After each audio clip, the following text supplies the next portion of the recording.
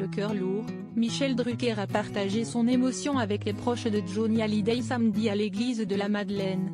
Aujourd'hui, il préfère évoquer son ami, un homme drôle, bourré d'humour. Il devait avoir 23 ans et moi 24 quand nous nous sommes rencontrés. C'était dans l'émission Tilt.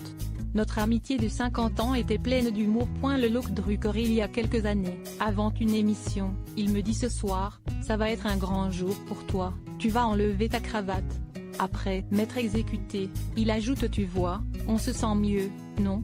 Maintenant, faut s'attaquer à ta veste et à ton pantalon, parce que tu fais notaire de province. Ce n'était pas la première réflexion que faisait Johnny sur mon look. Lui avait changé 1000 fois de style au gré des modes, tout en restant élégant. Mes petits costumes lui semblaient bien ternes. Voir aussi l'hommage à Johnny Hallyday en photos. La Lorada. En 1989, la Lorada, la villa qu'il s'est fait construire sur les hauteurs de Ramatuelle, était terminée. Il me dit je veux que tu sois le premier à la visiter. Nous avions donc organisé un tournage pour France 2 sur le chanteur. À notre arrivée à Saint-Tropez, le gardien nous dit Monsieur Hallyday dort. Je vais réveiller Johnny. Insomniaque, il se couche toujours très tard. Cela lui vient d'une inquiétude provoquée par son enfance ballottée et solitaire. Je lui dis tu sais que l'on tourne tout à l'heure. Il n'a pas encore émergé de son sommeil. Je l'informe qu'une jeune fille l'attend au salon. Connais pas, décrit-la à moi, je vois pas, rétorque-t-il. Pendant les 3 jours où je suis resté dans la villa, la jeune fille a dormi dans la chambre d'amis, je n'ai pas entendu le son de sa voix, sauf pour dire, avec l'accent du sud je reprendrai bien un coca. Premier jour de tournage du portrait pour France 2, Johnny pas très en forme, propose que l'on remette cela au lendemain. Ok, mais ce soir, tu te couches tôt, lui dis-je. Le soir, 5e 23h, nous sommes tous au lit, je m'endors. Lui, qui se relève et rentre quand le jour se lève. 5e 15h, il se sent enfin bien, nous faisons une émission formidable. Du grand Johnny. Le tournage bouclé, il refuse que je le quitte. Reste à dîner, France Gall va se joindre à nous. J'accepte. Lire aussi Johnny Hallyday reposera dans cette tombe au cimetière de Laurie à Saint-Barth. Pendant le dîner, on sonne à la porte. Un concessionnaire Harley-Davidson de Carpentras fabriquant des bijoux, dit qu'il avait rendez-vous avec Johnny. Mon hôte veut absolument nous offrir des créations de ce monsieur, des ornements de biqueur qui ne vont pas à tout le monde. Il ajoute comme tu pars tôt demain, je veux t'offrir quelque chose.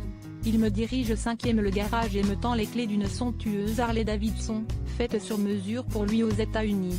Tiens, elle est à toi, me dit-il. J'explique qu'avec mes petits costumes et ma cravate, ce n'est pas mon genre. Ça va t'emmener une autre clientèle, m'explique-t-il, convaincu. Face à mon refus, il ajoute tu veux une Porsche. Ça c'était Johnny, une générosité sans limite. Voir aussi Johnny Hallyday et Laetitia, Joy, Jade, David, Laura, le recueillement à la Madeleine, le yaourt. Un jour, je suis invité à déjeuner à Marne-la-Coquette. Nous sommes en petit comité, il n'y a que Laetitia et sa mère. Johnny est plutôt un taiseux et laisse souvent s'installer de longs silences. Un enfer, moi qui suis si bavard. À la fin du repas, pour relancer la conversation, je dis ils sont bons tes yaourts. Là, je vois son œil s'animer. Johnny me parle de ses laitages pendant 15 minutes. Je les fais venir spécialement de Suisse. Il y en a des bio, des natures, des aux fruits.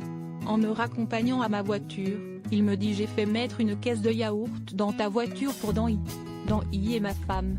Ils se connaissent depuis qu'ils ont tourné ensemble dans Les Parisiennes en 1962. 2 mois plus tard, à l'occasion de la sortie de son nouvel album, j'organise un vivement dimanche. Au moment de l'enregistrement, il s'arrête, se retourne. 5e mois très en colère, arrête tout et vient avec moi dans la loge. Je prétends qu'il y a un incident technique, je téléphone et on coupe l'enregistrement. On s'enferme dans la loge et là, il me dit tu sais que je t'aime beaucoup, alors je t'ai apporté une caisse de yaourt. Il éclate de rire. Cela a duré des mois. Un jour, il arrive au pavillon Gabriel, 5e 11h du matin. Impossible pour lui d'être levé si tôt. Serait-ce un sosie? Johnny m'explique qu'il passait dans le quartier et qu'il avait songé à m'apporter ces fameux yaourts. Le roi du gag, le vélo de course. Un jour, Johnny me dit en me fixant tu sais que tu n'es encore pas mal pour ton âge, comment fais-tu? Je bois de l'eau, je me couche tôt, j'ai une vie régulière, je fais un peu de sport mais surtout du vélo, avais-je répondu. Et là, comme un enfant, il dit